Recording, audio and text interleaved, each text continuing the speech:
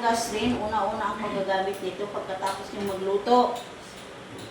Una nung tatanggalin, pagkatapos nyo magluto, example, tapos na kayo magluto, ang gagawin nyo, eto, pag mainit ito, huwag nyo munang hawakan. Pwede yung gamitin, meron kayong ang tawag. Ako, pag nagluto, nung nandun ako sa ibang bansa, kasi siyempre, ang trabaho dun ay pabilisan. Kahit mainit to, kumuha ko ng basa, ano ko dun, lagyan ko ng ano, pero tandaan nyo kung saan nyo kinuha, doon nyo rin admin. At saka ito, ang paglilinis nito sa ibang bansa, lalagyan ng lemon yan para makintab. Okay, tandaan nyo kung saan nyo kinuha, ha? Baka hindi nyo alam, no? Okay, ganyan lang yan. Ayan.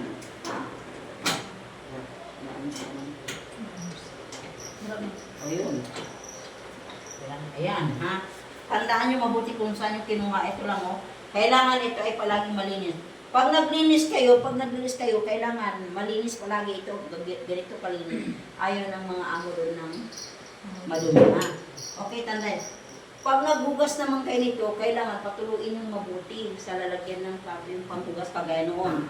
Kasi ito, pag basa ito, hindi ito gumagana. Gumaganong-ganon lang siya, ha? Kailangan, pero kung tandaan nyo kung saan yung kinuha doon yung ibalik ha,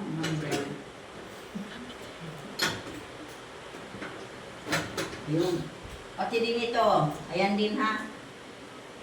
Kaya tingnan nyo mabuti ito kasi importante yan, okay? Example, pag nagbukas ka na, okay, example, tapos na yung hugasan yan, ibabalik na natin. O, dito na natin ilalagay yan. Tandaan nyo lang kung paano ano ha. Kasi minsan ganun yan, pag tanda natin, hindi natin alam, kailangan ayusin nyo lang ha. Kasi ang gas din iba't iba ito, iba yung gas din, iba yung doon, dalawang burner, mayroong ganito ha. Pero ito ay, ganito lang to siya. Okay, pag nagbukas naman kayo, ito yan. Kailangan, bukas ang gasol ha, una-una, buksan nyo muna yung gasol. Okay, ang sasabihin ko pala, ang gas din sa ibang bansa, dalawa combine. Hindi siya gumagana kung walang gasol. Hindi siya gumagana kung walang kuryente. Ibig sabihin ay dalawa sila. Kahit may gasol, kung walang kuryente, brown out, hindi siya gumagana. Kahit may kuryente, kung walang gasol, hindi gumagana. Kailangan dalawa sila. May gasol at saka may kuryente. Yun ang mga gas din doon para alam nila. Okay, ang pagbukas naman ito, kahit anong klase pa yung na gas niya, basta alam mo, una-una, pindutin mo dito, pag pindot, ayan na yan. Ayan. Baka mamaya, sabi niyo, ba't hindi hindi mapindot? Kailangan i-push nyo lang. Okay. And then next. Ayan, ha. Okay, ito naman yung sa. Okay. Ayan. Okay, open nyo muna yung gas rin, ha. Pagka na kayo, pagka-open, pag ang gas hindi umiilaw, ay meron tayong baril ang tawag. Dito sa atin, pwede pispuro, pwede lighter. Pero doon baril, okay, buksan nyo muna. Okay, bukas na yan. Okay, buksan mo na. Ha? Okay? No? Buksan, parang ganyan yan. 1, 2, 3, 4. 1, 2, 3, 4. Ayan yan, 1, 2, 3, 4. At saka ito naman yung, kung magluto ka ng cake, magluto ka ng manok, maglisod ka ng manok, dito pwede. Pag ilawan naman, ayan o, marilin mo yan dyan. Okay, ito, pagkatapos nyo naman magluto niyan, kailangan linisan yan. Tanggalin ito. Pero, kailangan, tanggalin yan siya. Kailangan, tandaan nyo lang palagi kung paano tinanggal, ganoon din ang pagbalik ha.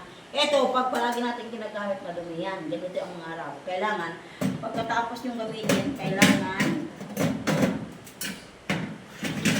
ibalik nyo ng maayos.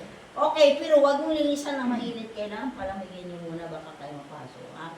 Palaging malinis. Ito, tandaan nyo, pag naglinis kayo, kasi yung amo, pag humahawak yan, didikita, linisan nyo yan, at saka ito, at saka yan, kailangan walang dikit-dikitan, kailangan makintab yan, at saka ito. Okay, at saka ito, mayroon pa tayong tawag noon, pati ito, ispanans mo yan, at saka yan, kailangan malinis palagi. Okay, so ngayon, pag magbukas kayo ng gasin, ganun lang ha, and then i-open nyo yung gasol ha. Open ang gasol and then bubukas na yan. Okay, ayan yan ha. At saka tandaan nyo, pag may alaga kayong bata, mag-ingat kayo dito. Kailangan palagi nyo ilayo nyo dito. Bantayan nyo talaga yung batang maliit. Kasi minsan, bigla yung maggaganon, tapos bukas yung gasol. Okay? Mag-ingat din kayo. Okay, next ha. Ito yung pag-ano ng gasil. Okay, sa actual ba nito, kung magluto na kayo, alam niyo na buksan.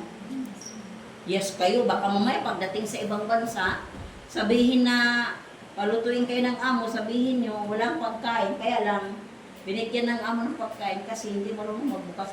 Importante ito ha. Okay, turuan ko naman kayo sa pagtatanggal ng gasol naman. Pag nagtanggal tayo ng gasol, okay, ganon. Pag walang laman ito, tayo magtatanggal. Kahit yung anak ng amo, malalaki, tayo pa rin ang magtatanggal. Tayo ang magtatanggal, tayo rin ang maglalagay. Okay, ang pagtatanggal naman ng gasol, ayan ha. Okay. Pero bago kayo magtanggal, kailangan i-off muna yung gasol. Dito lang sarado dito. Okay, ayan na yan ha. Ayan. Example, o, yan na yan. Ayan yung pagtatanggal. Ang kadalasan kasi gamit ng mga Arabo ay ganito. Ha? Hindi yung hindi yung petrol gasol, iba naman ang paglagay nung. Ganito pa rin, pero ganyan pa rin ang kadalasan ng gamit ng Arabo, ganito. Okay, sa pagkabit naman kayo, manood kayo. Pagkabit naman, importante yan ha. Manood kayo kasi ito, kayo ang magkakabit, hindi si Baba, hindi anak ni Babang lalaki, kayo ang magkakabit. Tandaan nyo yan ha. Okay, sa pagkabit naman, ganun lang yan siya oh. Ha? Ayan. No? Oh, ayan na. Ha, ganyan lang.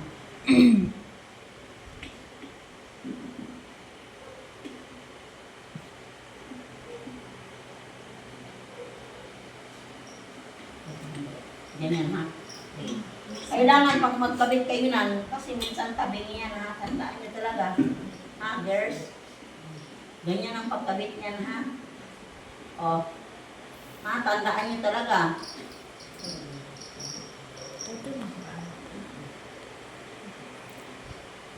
Pag magkabit kayo nito, siguraduhin nyo talaga ha.